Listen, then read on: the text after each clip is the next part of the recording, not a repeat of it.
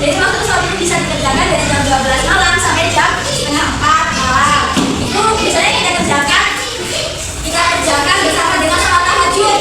Jadi sholat tahajudnya itu sebesar 11 rakaat. Nanti yang 8 rakaat ini kita melaksanakan sholat tahajud, dan yang 3 rakaat ini kita mengerjakan sholat witirnya, yaitu 3 rakaat. Dan biasanya di sholat tarawih itu dikerjakannya juga 3 rakaat. Sholat tarawih. Sholat tarawih kan ada yang mengerjakannya 11 rakaat dan 23 rakaat. Nah, kalau istirahat juga 8 rakaat itu sholat tarawih, dan yang 3 itu disambung dengan sholat witir.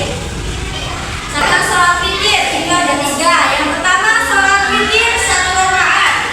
Sholat witir 1 rakaat. Sholat witir 1 rakaat dikerjakan dengan 1 rakaat sholat.